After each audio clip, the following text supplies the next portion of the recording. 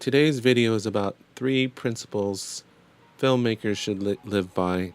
I'm including myself in this little conversation today. I've been thinking about this a lot lately. Just about myself, I've been studying filmmaking for at least 7 years now, and I feel like I know a lot, and then something will happen or I'll see something and I'll be like, that kind of pulls a rug from under me, and I realize, oh my gosh, I don't know. I don't know even half of what I probably need to know, even though sometimes I feel like I know a lot. It just started me thinking about my attitude and things I could do to maybe look at things a little better. And so I just wanted to share with you what I consider to be 3 principles filmmakers should live by.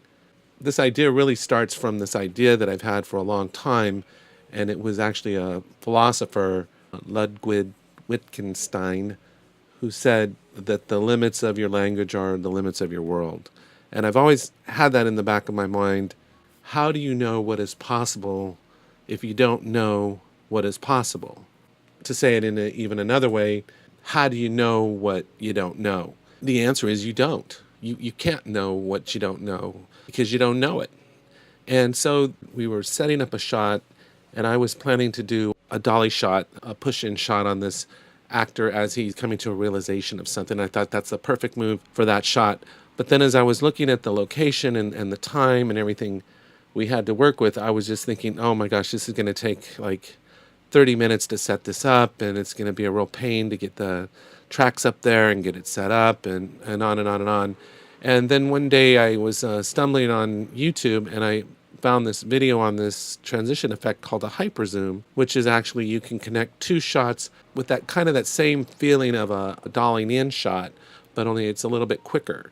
And I just was like, oh my gosh, I wish I had known about this in advance, because then I could have saved myself a lot of headache. But then I realized, how can I know what I don't know? And so what that really brought me down to thinking about all these things. And finally, it came down to this, is that you've always got to keep learning and be a student for life. So if you're a filmmaker, the best attitude to have is just keep learning, because there's always another technique or something out there that can help you tell the story better. But if you don't have that attitude of that you're not wanting to keep learning, or you think you've kind of graduated and you're done, it's just probably not the best mindset to have. So always keep learning and consider yourself a student for life.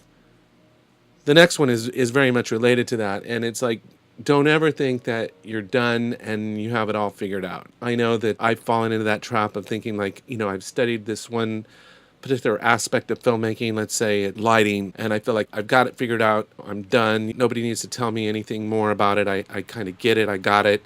And I realize that's probably not the best attitude to have. So really, the attitude you should have, the principle should be that you're never really done and you're always still trying to figure things out. And that kind of goes along with being a student for life. All of these principles are kind of related, is be open to new ideas and the opinions of others. Not too long ago, I had run into this young filmmaker. He was probably 17, 18 years old.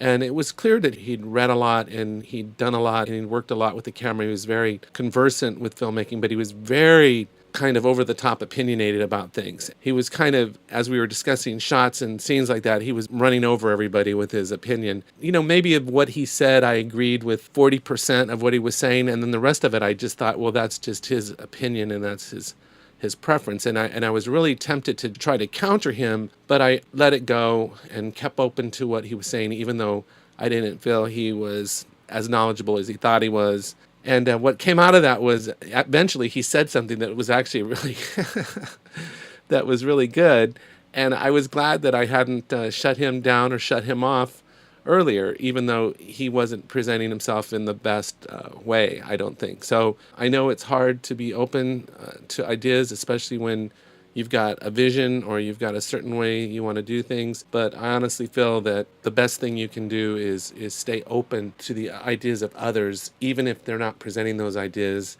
in the best or nicest way possible. As a filmmaker, you should always be striving to learn.